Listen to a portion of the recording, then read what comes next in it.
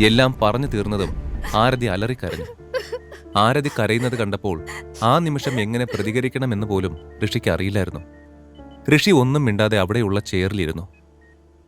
ഭവീനെ തല്ലിയത് ശ്രീലക്ഷ്മിയുടെ ഫ്രണ്ടാണെന്നറിഞ്ഞതും ഋഷിൻ എന്ത് ചെയ്യണമെന്നറിയാതെ നിന്നുപോയി. ആരതിയുടെ മുഖത്തേക്ക് നോക്കാൻ പോലും അവന് കഴിഞ്ഞില്ല. ആദ്യമായി ഋഷിന് ശ്രീലക്ഷ്മിയോട് അടക്കാൻ കഴിയാത്തത്രയും ദേഷ്യം തോന്നി. ഇപ്പോൾ അവളോട് അത് കാണിക്കാൻ സമയമായിട്ടില്ല എന്ന് മനസ്സിനെ പറഞ്ഞു പഠിപ്പിച്ചുകൊണ്ട് ഋഷിൻ തന്റെ പല്ല് ഞെരിച്ചു പിടിച്ചുകൊണ്ട് ദേഷ്യം നിയന്ത്രിക്കാൻ ശ്രമിച്ചു. ഋഷി, എന്റെ ഭവീൻ ഒന്നും സംഭവിക്കില്ലല്ലോ അല്ലേ? ആരതിയുടെ ആ ചോദ്യത്തിന് എന്ത് മറുപടി പറയണമെന്ന് ആലോചിച്ചുകൊണ്ട് അവൻ ഒരു നിമിഷം അന്താളിച്ചിരുന്നു. ഉറപ്പായിട്ടും അവനൊന്നും സംഭവിക്കില്ല ആരതി. ഞാൻ അവനെ എന്ത് ചെയ്തിട്ടാണെങ്കിലും രക്ഷിച്ചിരിക്കും. ഋഷി മനസ്സിലെന്തോ ഉറപ്പിച്ച പോലെ തന്റെ മുൻപിൽ പ്രതീക്ഷയോടെ നിൽക്കുന്ന ആരതിക്ക് ഉറപ്പു നൽകി.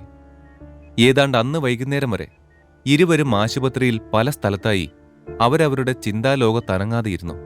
അപ്പോഴാണ് ഭവീനെ ട്രീറ്റ് ചെയ്യുന്ന ഡോക്ടർ ഐസിയുവിൽ നിന്നും പുറത്തിറങ്ങി വന്നത്. അയാളെ കണ്ടതും ഋഷിനും ആരതിയും പരിഭ്രമത്തോടെ എഴുന്നേറ്റ് അയാളുടെ അടുത്തേക്ക് ഓടിച്ചെന്നു. ഡോക്ടർ, എന്റെ ഭർത്താവിന് ഒരു കുഴപ്പമില്ലല്ലോ, ഭവീൻ ഓക്കെയല്ലേ? കണ്ണീരോടെ, എന്നാൽ അതിലുപരി ഒരു പ്രതീക്ഷയാർന്ന വാർത്ത കേൾക്കാനായിട്ടുള്ള ഹൃദയത്തോടെ ആരതി ഡോക്ടർ നോക്കി ചോദിച്ചു. ആരതിയുടെ മുഖം കാണേ ഡോക്ടർക്ക് എന്ത് പറയണമെന്ന് അറിയില്ലായിരുന്നു. ഡോക്ടർ ആശങ്കയോടെ അവളെ നോക്കി. എന്നാൽ കഴിയുന്ന വിധമൊക്കെ ഞാൻ ശ്രമിച്ചു. ഇനിയെല്ലാം ദൈവത്തിന്റെ കയ്യിലാണ്. ഭവീന്റെ ജീവൻ രക്ഷിക്കാൻ വേണ്ടി ദൈവങ്ങളോട് പ്രാർത്ഥിക്കാം, അദ്ദേഹം പറഞ്ഞു. എന്താ ഡോക്ടർ? ആരതി ചലനമില്ലാതെ നിന്നുപോയി. അതേ നിമിഷം തന്നെ ഋഷിൻ വെപ്രാളത്തിൽ കേട്ടത് വിശ്വസിക്കാൻ കഴിയാതെ ഒന്നുകൂടെ ചോദിച്ചു. ഭവീൻ കോമാ സ്റ്റേജിലാണ്. ഡോക്ടറുടെ ആ വാക്കുകൾ ഒരു ഇടിമുഴക്കം പോലെയാണ് അവരുടെ കാതുകളിലെത്തിയത്. കേൾക്കാൻ ആഗ്രഹിക്കാത്തത് എന്തോ കേട്ടതുപോലെ ആരതി ചെവി പൊത്തിപ്പിടിച്ചു. അവൾ പോലും അറിയാതെ അവളുടെ കണ്ണുകൾ നിറഞ്ഞൊഴുകി. ശരീരത്തിന്റെ ശക്തി ചോർന്നതുപോലെ അവൾ നിലത്തേക്ക് വീണിരുന്നു. ഒന്ന് നിലവിളിക്കാൻ പോലും ശബ്ദം പുറത്തേക്ക് വരാതെ കണ്ണുനീർ മാത്രം അവളിൽ നിന്നും തോരാതെ പെയ്തുകൊണ്ടിരുന്നു. ഋഷി എന്തു ചെയ്യണമെന്നറിയാതെ അതേ നിൽപ്പ് തുടർന്നു. നിങ്ങൾ ഭവീന്റെ ആരാണ്? ഡോക്ടർ ഋഷിനോട് ചോദിച്ചു. ഞാൻ ഋഷിൻ. അവൻ എന്റെ ബെസ്റ്റ് ഫ്രണ്ടാണ് ഡോക്ടർ. കലങ്ങിയ കണ്ണുകളോടെ പതിഞ്ഞ സ്വരത്തിൽ ഋഷി മറുപടി പറഞ്ഞു. ഡോക്ടർ ആരതിയിൽ നിന്നും ഋഷി അല്പം അകറ്റി നിർത്തി ശബ്ദം താഴ്ത്തി പറഞ്ഞു. I am sorry mister Rishin. ഇതെങ്ങനെ അവരോട് പറയണമെന്ന് എനിക്കറിയില്ല. അദ്ദേഹത്തിന്റെ കൈക്കും കാലിനും സാരമായി മർദ്ദനമേറ്റിട്ടുണ്ട്. ഞങ്ങൾ അദ്ദേഹത്തിന് കഴിയുന്നത്ര മികച്ച ചികിത്സ കൊടുത്തു. കോമയിലായതിൽ പിന്നെ ഭവീന്റെ ബോഡി മരുന്നിനോട് പ്രതികരിക്കുന്നില്ല. ഞങ്ങളും എന്ത് ചെയ്യണമെന്നറിയാത്ത അവസ്ഥയിലാണ്. ഡോക്ടർ പറഞ്ഞ അവസാന വരി ആരതിയും കേട്ടിരുന്നു. അതുകൂടെ കേട്ട് ഏങ്ങിക്കരയുന്ന ആരതിയെ കാണേ ഋഷിന് വല്ലാതെ കുറ്റബോധം തോന്നി. ഡോക്ടർ, അവൻ കോമയിൽ നിന്ന് ഉണരില്ലേ ഇനി? എന്തൊക്കെയാ ഡോക്ടർ നിങ്ങൾ ഈ പറയുന്നത്? ഋഷി കൂടുതൽ വ്യക്തമാവാൻ വേണ്ടി സംശയത്തോടെ ചോദിച്ചു. കോമയിൽ നിന്ന് ഉണർന്നാലും ഭവീൻ ഒരു സാധാരണ ലൈഫ് ഇനി മുന്നോട്ട് കൊണ്ടുപോകാൻ പറ്റുമെന്ന് തോന്നുന്നില്ല. ചിലപ്പോൾ ലൈഫ് ലോങ് കോമയിൽ കിടക്കേണ്ടി വരും. അല്ലെങ്കിൽ ശരീരം മുഴുവൻ തളർന്ന് എന്ന് പറഞ്ഞ് അയാൾ അവന്റെ തോളിൽ തട്ടി അവിടെ നിന്നും നീങ്ങി. ഡോക്ടർ പറഞ്ഞത് കേട്ട് ഋഷിൻ പതിയെ ആരതിയുടെ അരികിലിരുന്നു. കരയാൻ പോലും കഴിയാതെ ആരതി അപ്പോഴും മരവിച്ചിരിക്കുകയായിരുന്നു. ആരതി, ഇക്കാര്യത്തിൽ നീ എന്നെ വിശ്വസിക്കണം. ഡോക്ടർ പറഞ്ഞത് മാത്രമല്ല വഴി. അവർക്ക് ഭവീനെ രക്ഷിക്കാൻ കഴിഞ്ഞില്ലെങ്കിലും ഹെർബൽ മെഡിസിൻ ഉപയോഗിച്ച് ഞാൻ അവന്റെ ജീവൻ രക്ഷിക്കും. നമ്മുടെ പഴയ ഭവീനായി ഞാൻ അവനെ തിരികെ കൊണ്ടുവന്നിരിക്കും. പ്ലീസ് ആരതി, ഈ ഒരു തവണ നീ എന്നെ വിശ്വസിക്കണം, ഋഷി ഉറച്ച സ്വരത്തിൽ പറഞ്ഞു. അവസാന മാർഗമെന്ന പോലെ അവളുടെ കണ്ണുകളിൽ പ്രതീക്ഷയുടെ തിളക്കം അപ്പോൾ അവനും കണ്ടിരുന്നു. ആരതിയെ എഴുന്നേൽപ്പിച്ച് കസേരയിലേക്ക് ഇരുത്തി ഋഷിൻ തന്റെ ഫോൺ എടുത്ത് മീനാക്ഷിയെ വിളിച്ചു. അവൾ കോൾ എടുത്ത് ഹലോ പറയും മുൻപേ ഋഷി സംസാരിച്ചു തുടങ്ങിയിരുന്നു. ഇന്നലെ ഹോട്ടലിൽ എന്താ സംഭവിച്ചതെന്ന് നിനക്കറിയാമോ?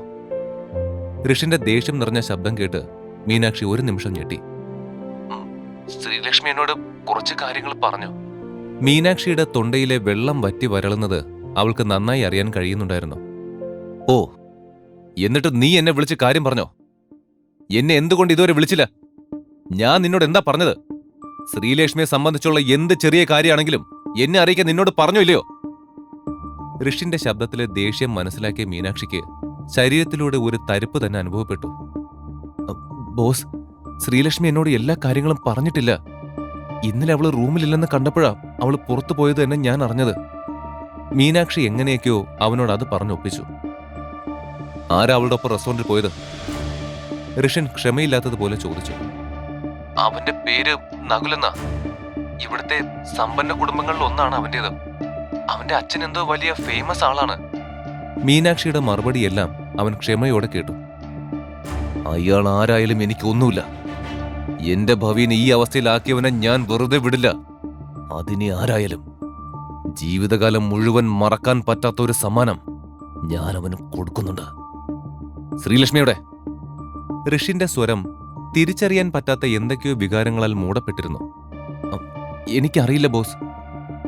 അവളുടെ മറുപടി ചെവിയിൽ പതിഞ്ഞതും ഋഷി ദേഷ്യത്തോടെ പല്ല് കടിക്കുന്നത് അവൾക്ക് വ്യക്തമായി കേൾക്കാമായിരുന്നു. മീനാക്ഷിയോട് കൂടുതൽ സംസാരിച്ച് നിൽക്കാതെ ഫോൺ കട്ട് ചെയ്ത ഋഷിൻ ഇത്തവണ ശ്രീലക്ഷ്മിയെ നേരിട്ട് വിളിച്ചു. എന്താ സർ, ജയിലിലാണോ ഇപ്പോ? ശ്രീലക്ഷ്മി അവനോട് കോൾ എടുത്തതും കളിയാക്കി ചോദിച്ചു. ഋഷിൻ ചെറുതായി ഒന്ന് ഞെട്ടിയെങ്കിലും അതൊക്കെ വ്യക്തമാക്കി ഇപ്പോൾ അവളെ തന്റെ ഭാഗം വിശ്വസിപ്പിക്കാനുള്ള മാനസികാവസ്ഥയിലല്ല ഋഷിൻ ഉണ്ടായിരുന്നത്. അതൊക്കെ ഞാൻ വിശദമായിട്ട് പിന്നെ പറഞ്ഞുതരാം ശ്രീലക്ഷ്മി. പക്ഷേ ഇന്നലെ രാത്രി നടന്നതിന് കൃത്യമായ വിശദീകരണം നിന്റെ പക്കലുണ്ടോ? ഋഷിൻ രൂക്ഷമായി തന്നെ ചോദിച്ചു. എന്താ സംഭവിച്ചത് ഇന്നലെ നൈറ്റ്? ശ്രീലക്ഷ്മി ബോധപൂർവം തന്നെ അവനെ ദേഷ്യം പിടിപ്പിക്കുന്ന രീതിയിൽ സംസാരിച്ചു. എന്താ നീ ചെയ്തതെന്ന് മറന്നുപോയോ? ഋഷിൻ ദേഷ്യത്തോടെ ചോദിച്ചു. ഞാനോ? ഞാൻ എന്ത് ചെയ്തു? അവൾ ഒന്നും അറിയാത്തതുപോലെ ചോദിച്ചു. ശ്രീലക്ഷ്മി! അവൻ ദേഷ്യത്തിൽ വിളിച്ചതും അവളുടെ ചിരി മറുതലയ്ക്കിൽ നിന്നും അവന് കേൾക്കാമായിരുന്നു. നിന്റെ കൂട്ടുകാരൻ എന്തെങ്കിലും പറഞ്ഞോ? എന്തേ അവന് പരദൂഷണം പറഞ്ഞു നടക്കലുണ്ടോ? അവൾ ചിരിച്ചുകൊണ്ട് മറുപടി പറഞ്ഞു.